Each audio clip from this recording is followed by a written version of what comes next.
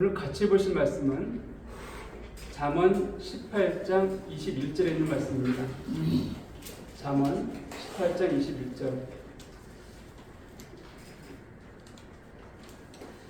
잠언은 우리에게 지혜를 많이 안겨다 주는 말씀이시죠. 그래서 제가 아는 어떤 자매님은 하루에 한 장씩 31장까지 있으니까 잠언을 매일 읽고 묵상하고 있습니다 라고 했는데 참 그것도 좋은 것 같아요.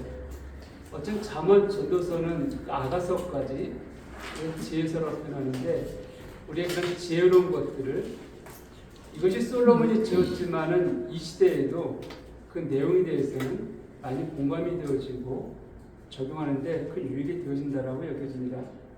자, 잠언 18장 21절 제 성경은 구약성경 931페이지인데 짧으니까 같이 한번 읽어보겠습니다. 시작. 죽고 사는 것이 혀의 힘에 달렸나니 혀를 쓰기 좋아하는 자는 혀의 열매를 보니라. 고맙습니다. 자, 죽고 사는 것이 혀의 힘에 달렸다. 혀를 쓰기 좋아하는 자는 혀의 열매를 먹으리라. 아마 이것은 혀 자체에 대한 것이 아니라 말에 대한 부분을 표현한 것이라고 여겨집니다. 혀의 권세, 오늘 이 본문을 가지고 혀의 권세라는 제목으로 말씀 나누려고 하는데 혀의 권세, 다른 말로 하면은 방금 말씀드렸듯이 말의 권세, 말의 능력, 말의 힘이 있다. 이렇게 표현할 수 있겠습니다. 지금 무슨 말에 이렇게 힘이 있느냐, 능력이 있느냐라고 여길지 모르지만 창세기 1장에 보게 되어지면 하나님께서 천지를 창조하셨을 때 오로지 말씀으로만 창조했다라고 성경은 말하고 있습니다. 잠깐 보게 되어지면 창세기 1장 3절에 보게 되어지면 하나님 말씀하시죠. 하나님이 이르시되 말씀하시되 빛이 있으라 하시니 빛이 있었다 이렇게 말씀하고 있습니다. 또한 6절에 보게 되어지면 하나님이 이르시되 물 가운데에 궁창이 있어 물과 물로 나뉘라니까 그렇게 되어졌다 이렇게 말씀하고 있습니다.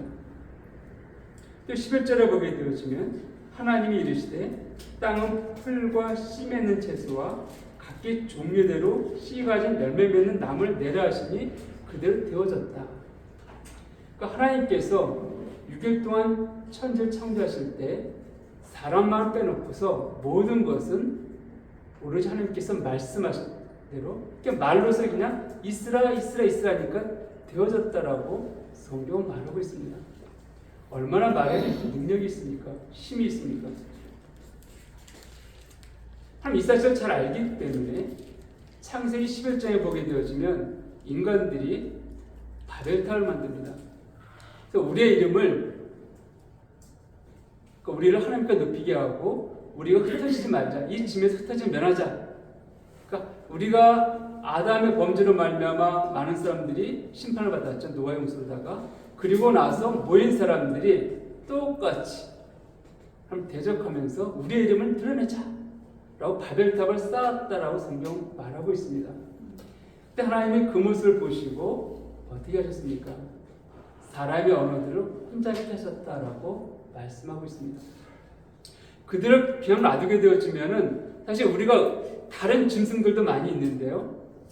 사람의 머리가 좋다는 할지라도요, 언어가 없다란다면, 말로 의사소통을 할 수 없다란다면은, 인類문명이 지금까지 결코 오지 못했을 겁니다.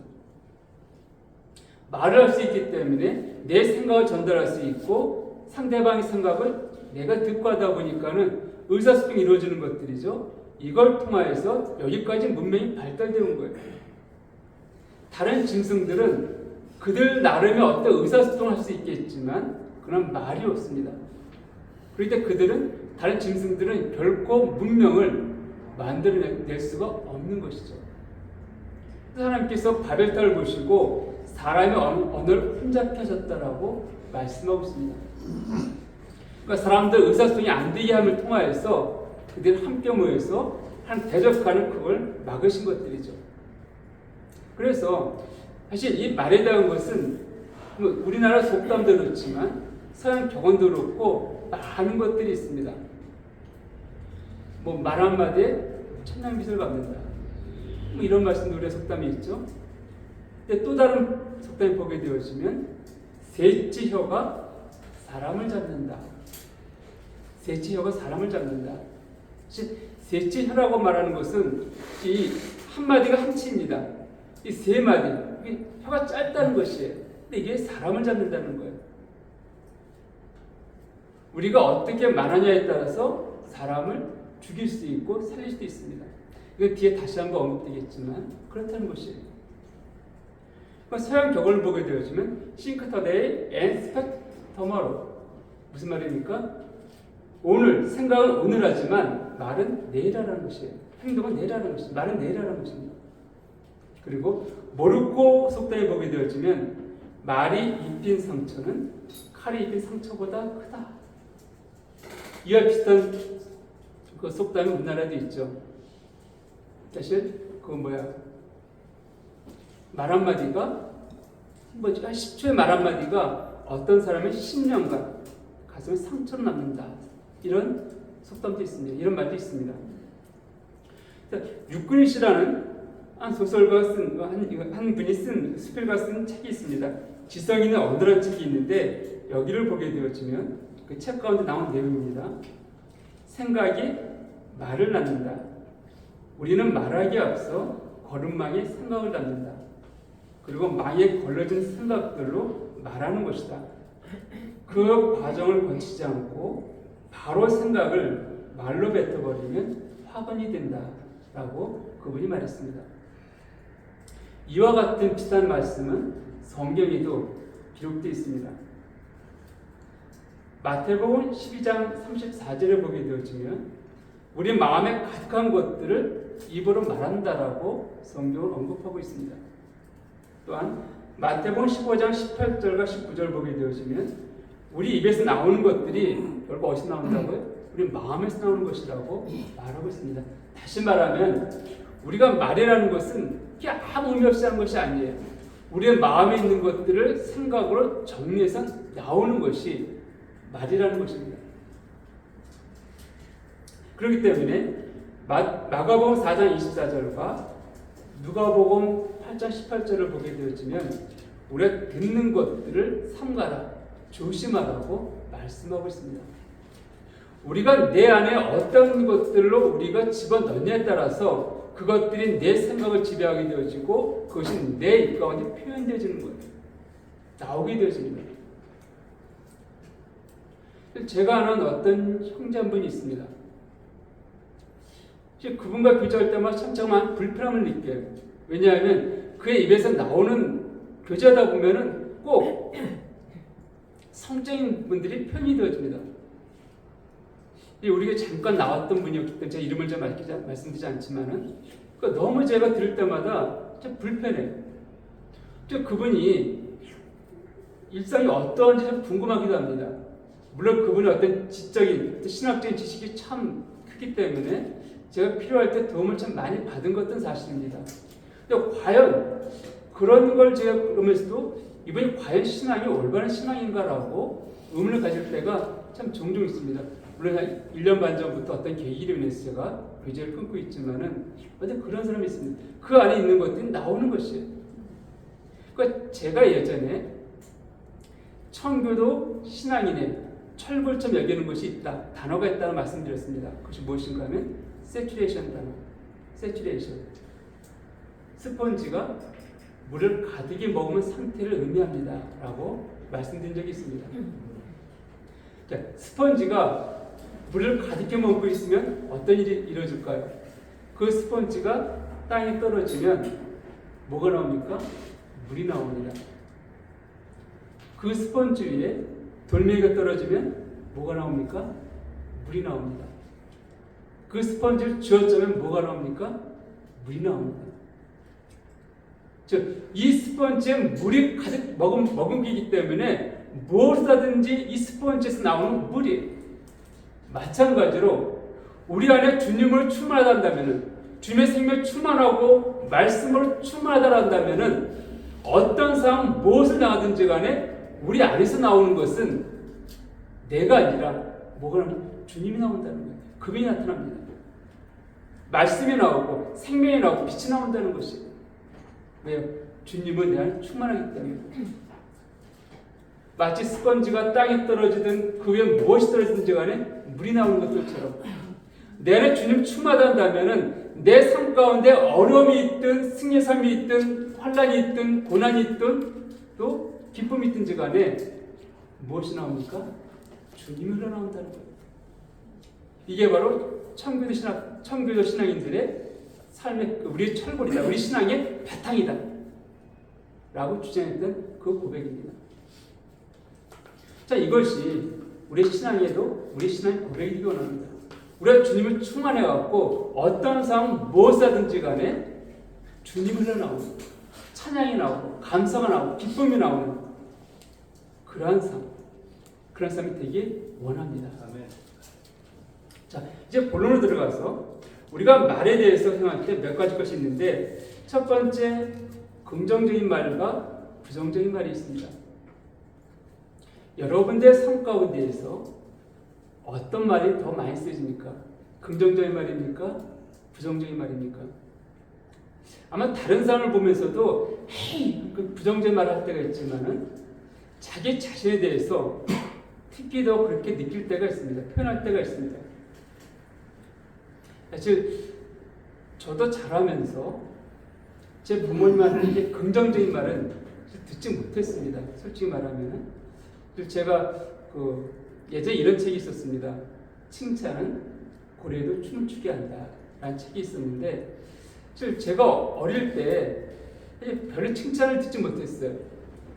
제가 뭐 잘못해서가 아니라 별로 그런 것에 대해서 관심이 없으셨던 분들이었습니다. 그러다 보니까는 저도 참 제 아이들에게 미안한 것이 별 칭찬을 참 하지 못했습니다. 단지 내 나름대로 했다는 것이 잘못한 것이 있을 때 참아야지. 내가 그래서 참아야지. 기다려줘야지. 이렇게 하다 어느 순간에 야! 너 그것도 못해! 이러다 보니까는 우리 아이들 가운데 있었던 것은 제가 참았던 건 전혀 몰라요. 단지 우리 아빠는 내가 잘못했을 때 책망하시는 분이에요. 난 책망받을 수밖에 없는 그런 부족한 아이야. 난 모자란 아이야. 이런 생각들이 저도 모르게 넣어준 것이 아닌가 라는 생각들을 갖게 되어집니다. 그래서 가끔 우리 아이들 대화할 때 보면 긍정적인, 발전적인 어떤 것보다는 좀 부정적인 표현할 때가 좀 많이 보기 때문에 참 그때마다 제 안에 미안함이 있고 안타까움이 있고 참 그것이 아닌데라는 생각이 들 때가 있습니다. 자, 그런 면에 있어서 우리 에디슨을 통하여서 큰 교훈을 받게 되어집니다. 우리가 알고 있듯이 에디슨은 위대한 과학자입니다. 근데 그런 위대한 과학자에게는 항상 위대한 부모가 있습니다. 물론 부모가 위대해야지만이 꼭 자녀들이 위대해진 것은 아닙니다. 제가 위대하다 말하는 것은 그 아이를 이해하고 품어주는 그런 부모를 말하는 것이에요. 에디슨에 관한 일화들은 우리가 잘 알고 있습니다. 어느 에디슨이 창고에서 닭이 계란을 품고 있는 걸 보았습니다. 그리고 엄마한테 물어보죠. 저 닭이 왜 계란을 품고 있죠? 엄마 말합니다.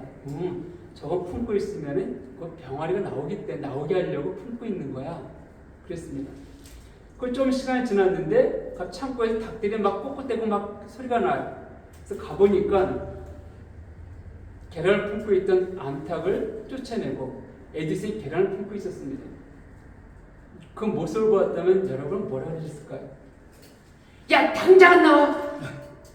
그 옷 버리게 그냥 뭘 지저러 계란 깨지게 이러지 않았을까요?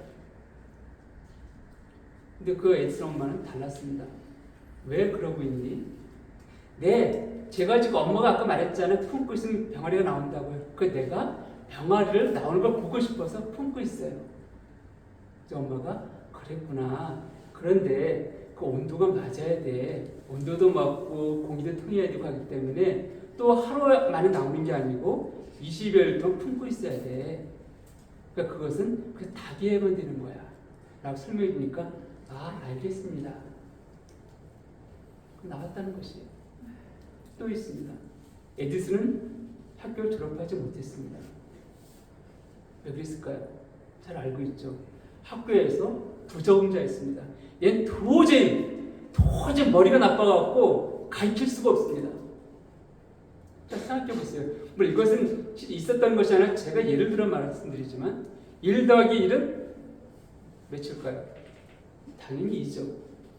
근데 에디슨이 말합니다. 선생님, 1 더하기 1이 왜 2입니까? 1일 수도 있잖아요. 진흙 한 덩이 진흙한테 붙여보세요. 한 덩이잖아요. 근데 왜 꼭 2가 되어야 됩니까? 선생님 뭐라 그럴까요? 멍청하다. 그러겠죠. 또 말합니다. 자, 이게 계란, 가게에서 사과 6개 10,000원이다. 그래서 엄마가 철수한테, 에이스한테 합시다. 20,000원 주면서 사오라 그랬다. 20,000원치 사과를. 그럼 몇 개였을까? 라고 하니까 답이 몇 개요? 12개죠. 에이스 말합니다. 13개예요. 왜 13개냐? 12개지. 제약하면 꼭 하나 더 주세요. 그 가게 주인은요. 그 13개입니다. 10,000원치 사면 6개밖에 안 주지만 20,000원치 사게 되어지면 꼭 덤을 하나 더 줘요. 그분은. 그 13개예요. 그러니까 선생님은 도저히 너는 안 되겠다. 부적응자다. 그리고 학교 나오지 못하게 했습니다. 그때 이 에디슨 엄마는 이렇게 생각했습니다. 내가 정말 멍청한 아이구나. 특히 1 더하기 1도 몰라갖고 이게 아니라 학교가 너무 경직돼 있다. 사고방식이 너무 경직돼 있어갖고 오히려 이런 학교에 내 아이를 맡긴다는 게 잘못되겠다. 그래서 집에서 가르쳤습니다. 이런 에디슨은 엄마의 교육을 통해서 오히려 위대한 과학자가 되었습니다. 그리고 우리가 알고 있는 많은 것들을 발명했죠. 이번에 전구가 있습니다. 정말 필라멘트가 있죠. 근데 백열등이 보이지 않지만 그 필라멘트를 만드는데 그때도 여러 사람이 만들었습니다. 근데 필라멘트가 금세 끊어져 버렸어요. 뭐 5분, 10분 만에 끊어지면 갈다가 하면 하루 종일 다 버리겠죠. 그래서 그게 끊어지지 않고 오래가는 걸 발명하는 것이 난제였습니다. 그래서 에디슨이 열심히 실험을 했습니다. 90번을 90가지 재료 갖고 했는데 실패했어요. 조수가 말합니다. 선생님, 90번이나 다른 재료 갖고 실험했는데 안 되는 거 보면은 이제는 도저히 안 될 것 같습니다. 라고 했을 때 에디슨이 뭐라고 말했는지 아시죠? 무슨 말을 하냐? 우리 90번이 안 되는 걸 발견했다. 우리는 실패가 아니라 90번이나 안 되는 물질을 발견한 거야.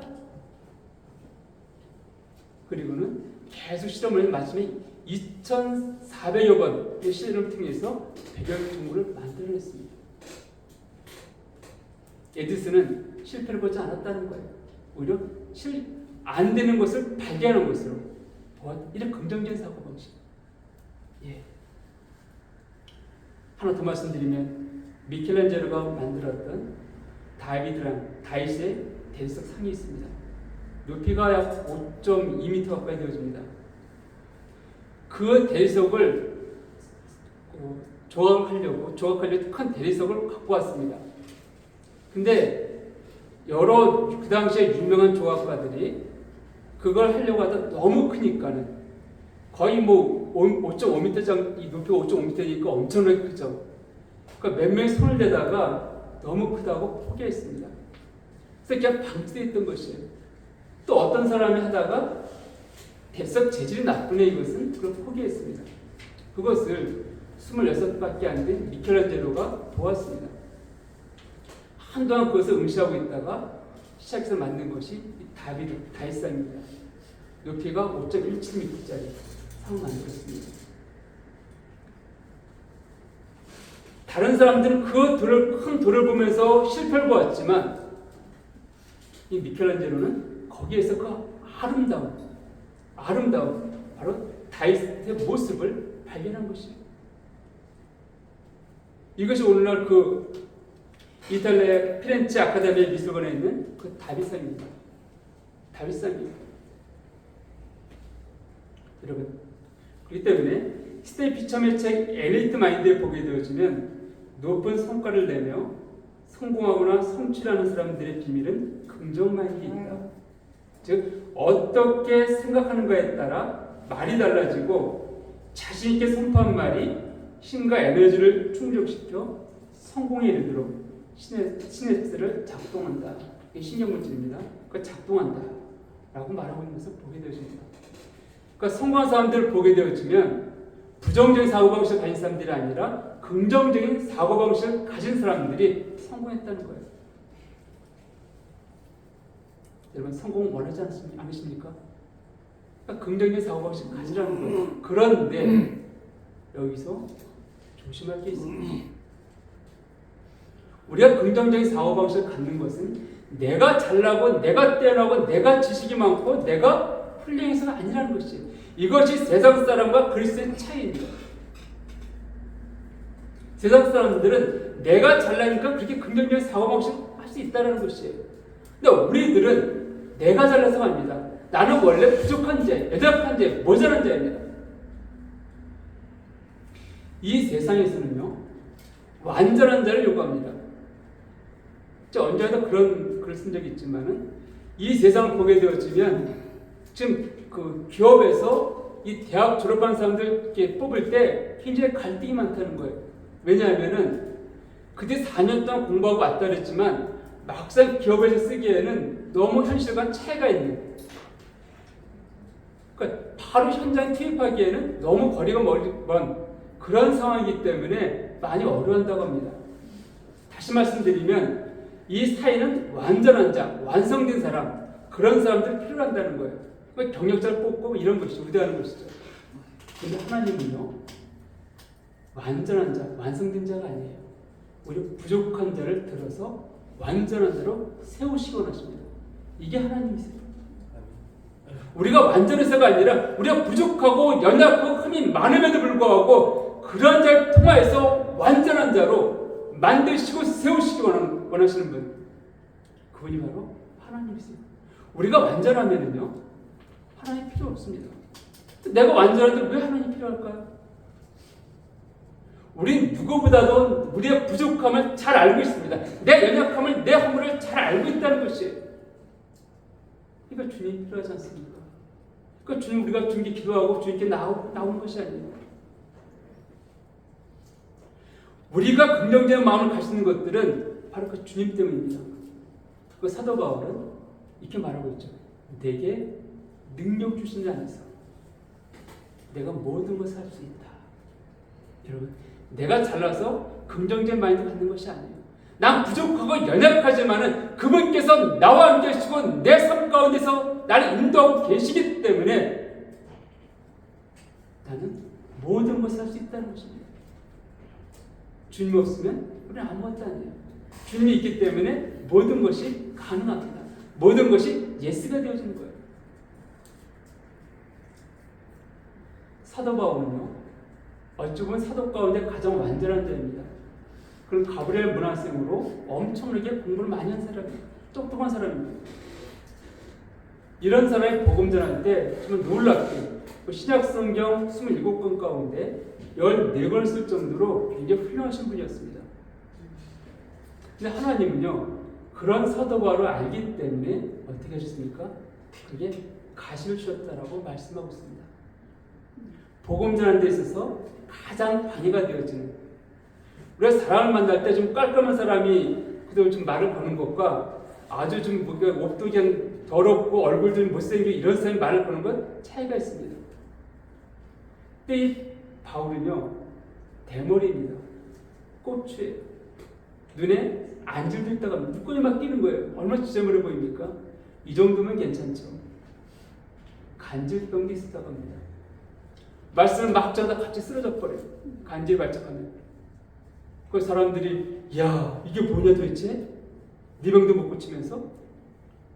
그러니까 사도 바울이 그 가시에 3번 기도했다고 말하고 있습니다. 3번 기도했다, 딱 3번 기도했던 거 봐도 정말 그 한 절이 하나님 이 가시를 좀 없애주십시오. 그래 내가 더 많은 사람에게 복음을 전할 수 있지 않겠습니까? 라고 기도했겠죠. 하나님이 말씀하셨습니다. 내 은혜가 네게 족하다. 사도 바울은 우리 그 가시가 있었기 때문에 교만하지 않았습니다. 하나님이 도와주지 않으시면 나는 이 일들을 할 수가 없다. 이 복음을 전할 수가 없다. 이걸 알게 되신 것입니다.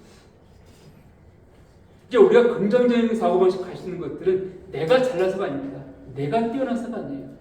주님이 나와 함께 하시기 때문에 그렇습니다. 그러니까 우리 안에 부정적인 생각들 버리십시오. 주님의 생각은 언제든지 그리스도 안에서 예가 된다라고 말씀하고 있습니다. 그분의 약속은 항상 예스예요. 내가 기도할 수 있다면, 내가 하나님께 나갈 수 있다면, 여러분, 우리의 모든 삶들은 예스입니다. 긍정적인 것입니다. 하나님 함께 하시기 때문에 형통한 삶들입니다. 부정적인 것들은 하나님께서 온 생각이 아니에요. 내가 보기에 감당할 수 없어 보인다 할지라도 하나님 함께 하시면 능히 감당하십니다. 두 번째로는 감사의 말, 저주의 말. 이제 감사하는 말은 찬양, 감사, 축복, 사랑에 관한 포함되어 있고요. 저주의 말은 오히려 그 반대의 말이죠. 예전에 일본에서 한 실험이 있었다 들은 기억이 나는데 자료를 찾다 보니까는 이 자료를 좀 찾지 못한 적이 있었습니다.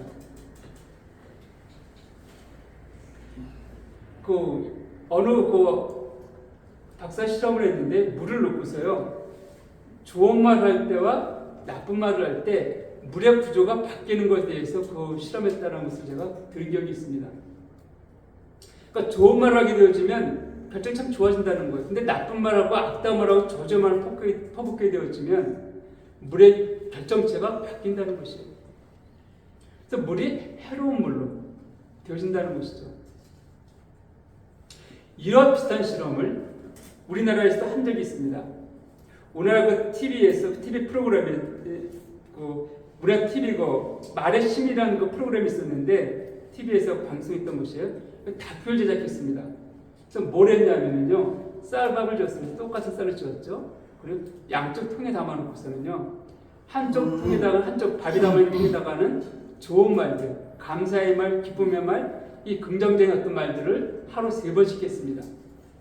그리고 그 반대쪽 다른 통에 있는 말은 하루 3번씩 저주의 말, 나쁜 말, 악담들을 했다는 것이에요. 그리고 4주 있다가 양쪽 밥통을 개봉했습니다. 어떻게 됐을까요?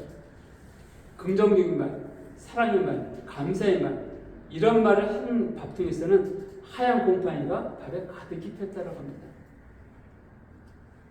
그 반면에 저주의 말, 악담했던 그 밥통 열었더니 거무칙칙한 곰팡이 아시죠? 검칙한 것, 그런 것에 악취까지 나는 곰팡이가 피었다고 합니다. 똑같은 밥이지만, 똑같은 환경 가운데 있었지만 한쪽을 향해 긍정적인 표현을 했고 한쪽 부정적인 표현을 했음에도 불구하고 그렇게 차이가 났다는 것이죠.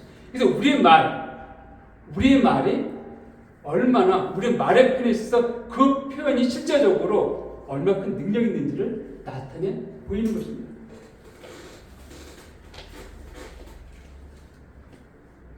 그러니까 하나님께 이 사실을 알고 있기 때문에요, 우리로 하여금 감사하라고 언급하고 있습니다. 즉, 사도 바울에 썼던 이 성경을 보게 되어지면 감사하는 표현이 43번이나 언급되어 있습니다.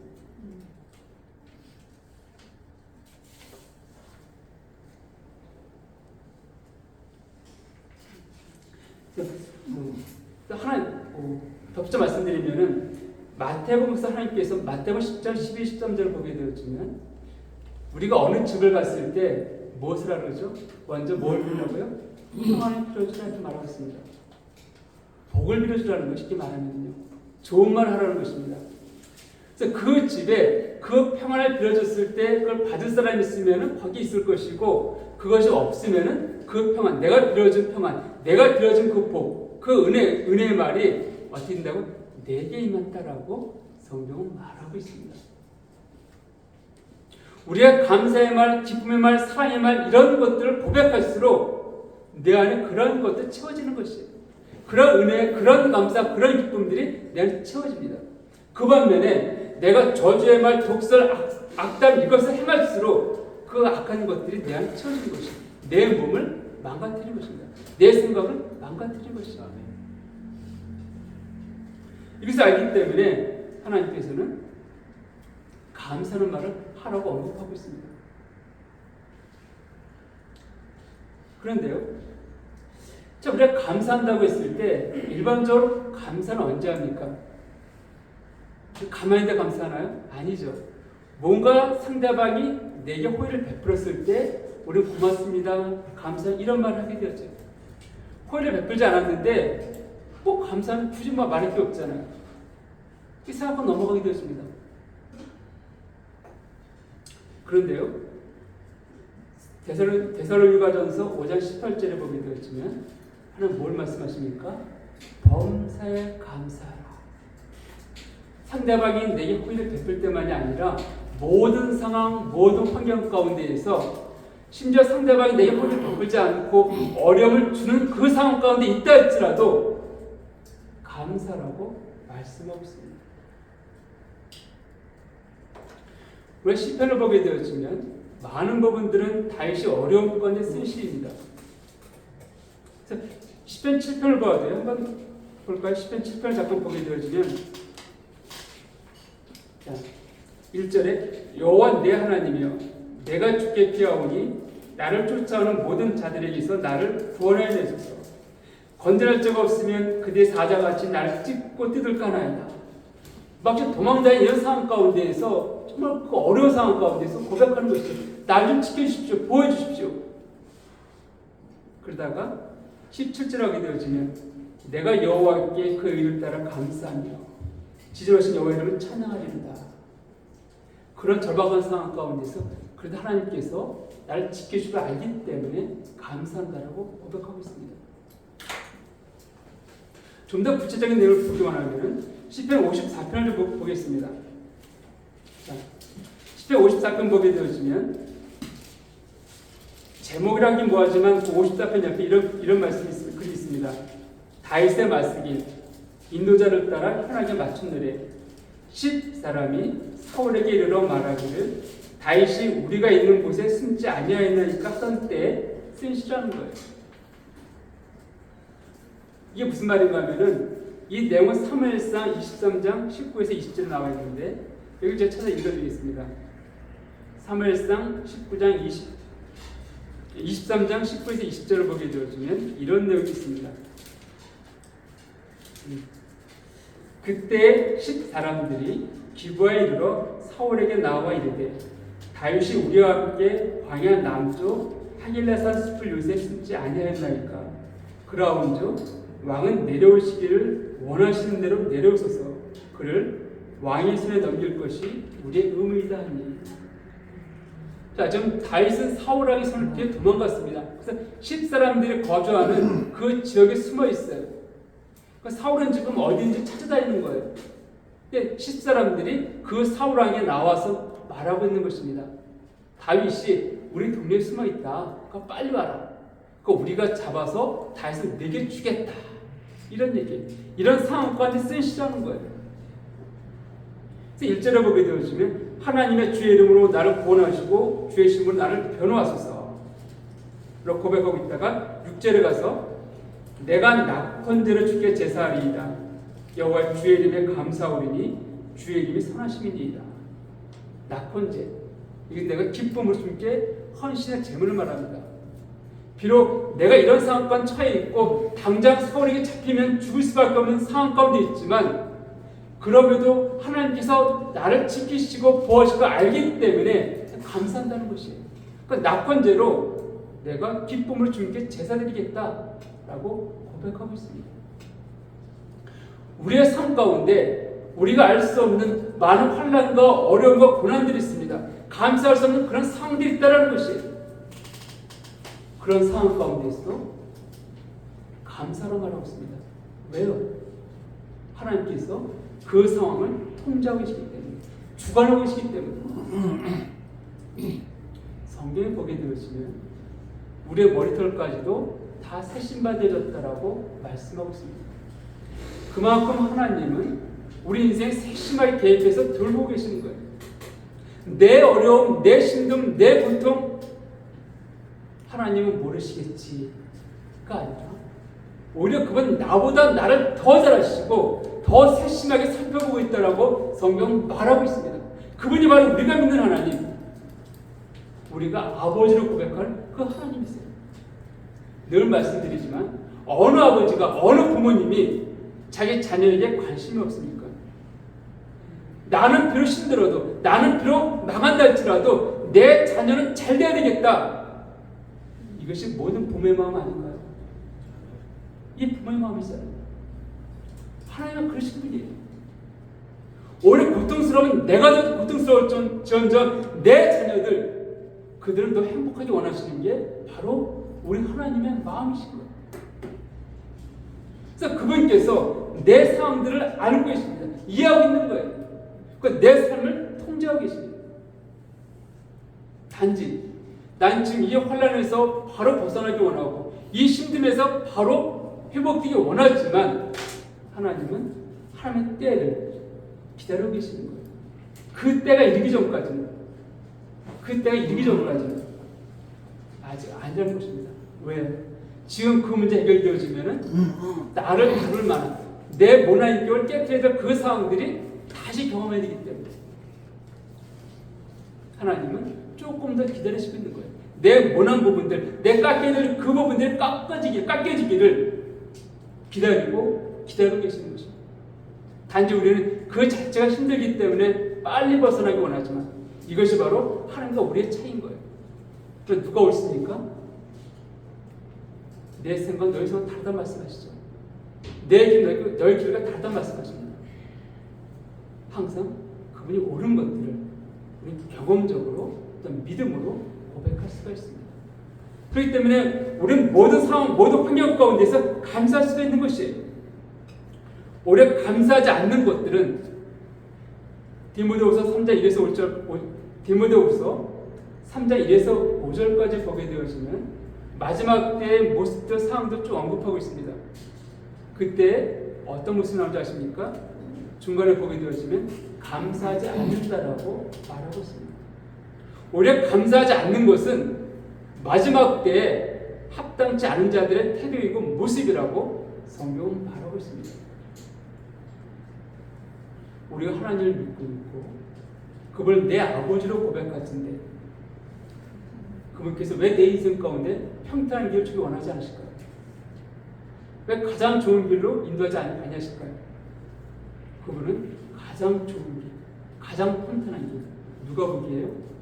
내가 보기에, 우리가 보기에가 아니라 하나님 보시기에 그 길로 인도해 나오고 있습니다. 그리고 하나님이 있어요. 그런데 우리는 모든 상황 가운데에서 비록 내가 이해할 수 없는 그런 상황 가운데 있다 할지라도 하나님께 감사해야 되는 것입니다. 그걸 찬양해야 되는 것입니다. 왜요? 그 상황을 지금 일하고 계시기 때문에 그렇습니다.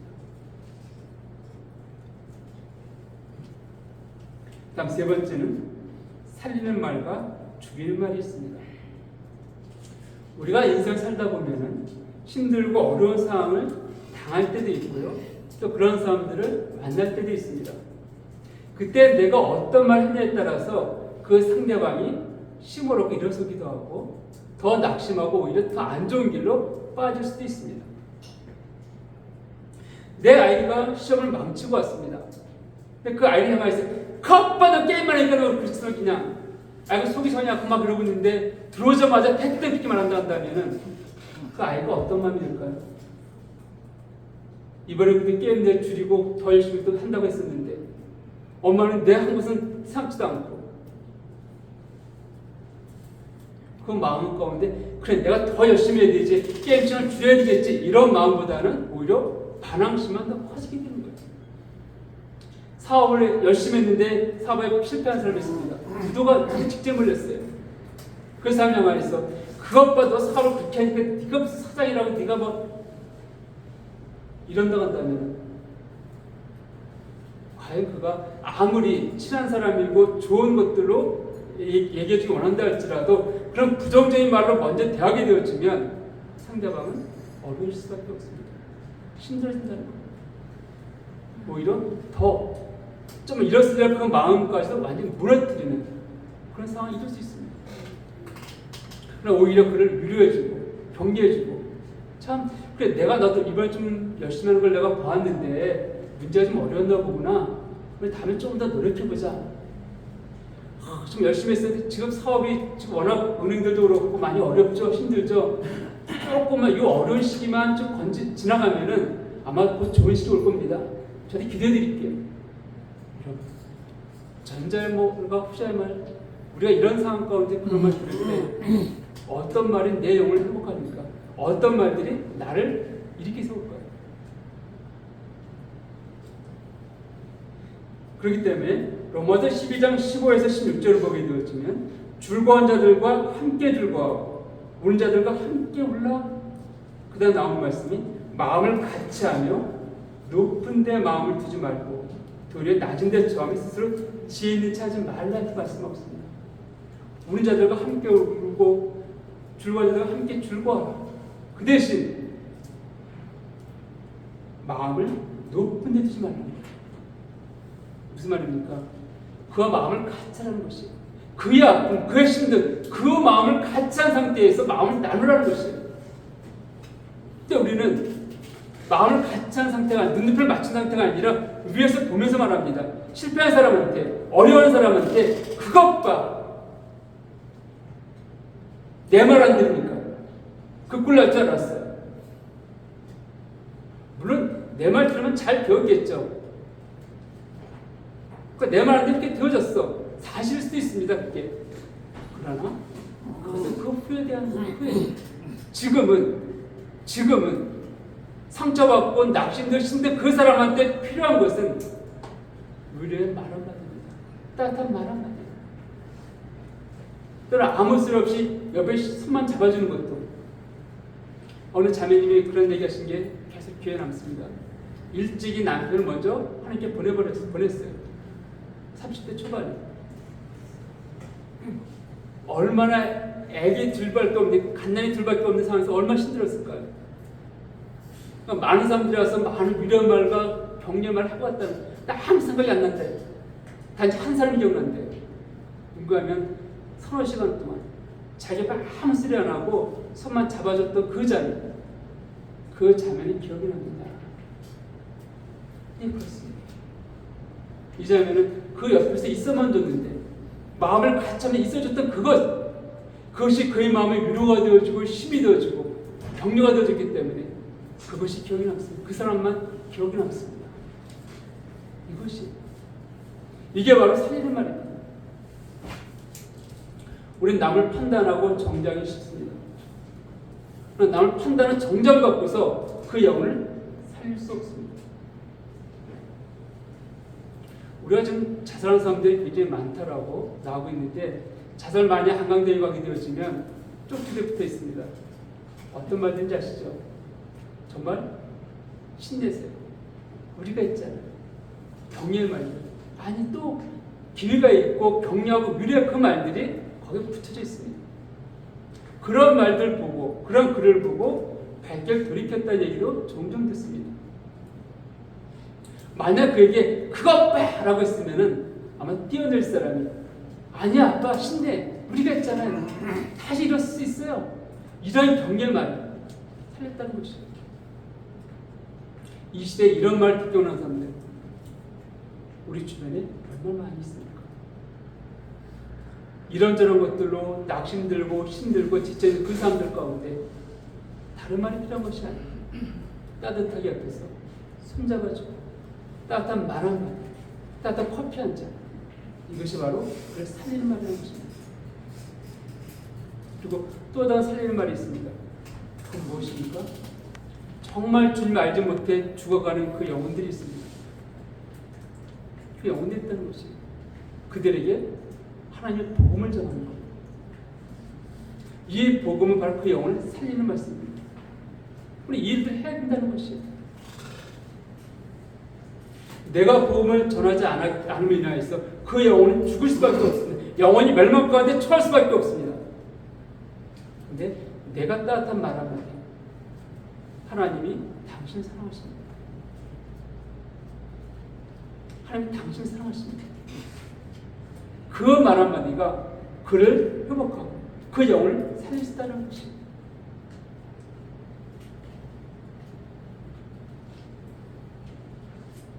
사랑하는 여러분, 여러분들이 가장 듣기 원하는 말, 여러분 귀에 가장 듣기 좋은 말이 있다면 어떤 말이 있을까요? 물론 다 다를 것입니다. 뭐 부자 되세요 옛날에 이렇게 유행했었죠. 이런 말도 듣고 싶어 할 거예요. 근데 차마 우리 마음에 가장 깊은 걸 듣고 싶은 말이 있다면 무엇일까요? 사랑한다는 말입니다. 남편에게서, 아내에게서, 부모에게서, 자녀에게서 아빠, 엄마 사랑해요. 또 아내가 남편에게 당신 사랑해요. 남편이 아내에게 사랑해요. 엄마와 자식을 향해서 정말 너희들 사랑한단다. 이 말보다 더 좋은 말이 있을까요? 우리가 한때 결혼 전에 이성 간에 있었지만 사랑한다는 표현이 자연스러웠던 시절이 있습니다. 그거 들을 때마다 뭐 옆에서 지금 제 옆에서 많이 누가 이제 사랑한다는 말하면 몸이 이상해질 것 같은 느낌이 들지만은 실제로는 그 제가 듣고 싶은 말이기 때문일 수도 있어요. 그 부분은 정말 우리에게 듣고 싶은 그 말, 사랑한다는 말입니다. 그런데 우리가 그 사랑에서 변했던 사람들과 살아보면 압니다. 내가 사랑해서 키웠던 그 아이들을 키워보면 압니다. 그 사랑이 영원하지 않는 것들을 느낄 수가 있습니다. 사랑이 배신을 해요. 사랑이 상처될 때가 있습니다. 그러니까 사람의 사랑은 참되지도 영원하지도 않다는 것이에요. 누가의 사랑이 참됩니까? 바로 하나님의 사랑입니다. 하나님의 사랑만큼 참되고 영원합니다. 그리고 이 하나님의 사랑만큼은 구별이 없습니다. 남녀, 가진 자, 못 가진 자, 배운 자, 못 배운 자, 구별이 없습니다. 하나님이 여러분을 사랑하십니다. 저는 우리가 이 단어들을, 이 표현을 자주 하기 원합니다. 여러분, 내가 사람이 향하여서 때로는 어떤 사람이 향하여서는 사랑하고 싶지 않은 사람들이 있어요. 그럴 때 억지 사랑합니다 표현하기가 어려워, 힘듭니다. 그런데 하나님이 여러분을 사랑하시는 것 사실이잖아요. 우린 전달자입니다. 하나님의 사랑 전달하는 자예요. 저 여러분 전달자로 세워지기 원합니다. 여러분들 서로를 향하여서 인사를 좀 했으면 좋겠어요. 무엇이라고요? 하나님이 형제님을, 자매님을 사랑합니다. 하나님 꼭 부자가래는 하나님의 아빠를 사랑해. 하나님 널 사랑한다. 이게 표현했으면 좋겠어요. 저는 한 달 동안 이런 모습을 실제로 보고 싶습니다. 교회에서요. 가능하겠습니까? 아멘. 여러분 볼 때는 하나님이 그냥 사랑한다면 오해 생깁니다. 큰일 납니다. 그냥 사랑한다면 괜히 오해 생기고 부부싸움 나니까 하나님이 사랑합니다. 하나님이 자매님을, 형제님 사랑합니다. 할 수 있으시겠어요? 아멘. 해봅시다 한번 해봅시다. 하나님이 서로 보면서 해야죠. 눈을 마시면서 해야죠. 사랑한다는데 눈을 안 맞추고 고개 숙이고 이게 사랑하는 편인가 이게 영혼 없는 사람. 자 합시다. 사랑합니다. 형님 사랑합니다. 그래. 주님 사랑합니다. 맥스 한번. 여기 하고 있어도 왜 안 해? 그 얼굴 보게 얼굴 얼굴 각 스타일. 내가 사랑한다면 좀 어색하지만은요, 하나님이 사랑한다는 표현들이요. 하나님 사랑하지 않나요? 사랑하시잖아요. 자, 우리 보면 합시다. 하나님이 사랑하신다는 거예요. 누구를? 형제를, 누구 자매를. 너무 자연스럽지 않습니까? 여러분 사랑합니다. 내가 사랑한다면 좀 어색할지 모르지만 어젯밤에 어느 형제가 그런 표현을 저한테 문자를 보내왔어요. 저도 예전에 한번 그런 말씀드렸지만 고린도전서 13장에 있는 사랑을 언제 못 참고 온유하며 시기하지 아니하며 이것을 자기 이름을 넣어서 부르다가 너무 어려워갖고서 그때 교회를 안 나갔습니다. 3년이 됐대 그런 지가. 너무 자기한테 그것을 어색해갖고서 난 도대체 이런 자가 아니다 생각하니까 교회를 나갈 수가 없더라는 거예요. 그래서 그랬죠. 그 주님이라는 단어를 합당합니다. 써보십시오. 그리고 주님의 사랑이 우리에게 부음받아졌고 그의 생명이 우리에게 주어졌기 때문에 우리가 그런 삶들을 살아갈 수가 있습니다. 아멘. 특히 제가 밤늦게 문자를 보냈는데 그렇습니다. 하나님이 사랑하십니다. 실천해 보세요. 집에 가서도 실천해 보세요. 교회 볼 때 저는 그 인사드리겠습니다. 하나님 자매님을, 형제님을 사랑합니다. 저만이 아니라 여러분 서로가 그런 사랑들을 고백하는 그런 교회가 되기를 원합니다. 자, 결론 내겠습니다. 잠언 10장 11절 보게 되었지만 의인의 입은 생명샘이라도 악인의 입은 독을 머금었느니라. 다른 성경 보게 되었지만 악인의 입은 폭력을 머금었다 이렇게 표현하고 있습니다. 여러분, 의인의 입은 생명샘이에요. 사람을 살리는 그런 말이 끊임없이 나오는 그 입술이라고 말하고 있습니다. 그 반면에 악인의 입은 상대방이 폭력하고 뭘까요? 독을 주는 폭력하는 그런 입이라고 말하고 있습니다. 여러분의 입은 어떤 입술입니까? 내가 내 말을 듣는 사람들이 나를 통하여서 생명을 얻고 누리고 있습니까? 그러면 내가 하는 그 말들을 통하여서 다른 사람들이 독을 그 마음의 상처를 받고 있습니까? 성경은 의인의 입은 생명샘이다.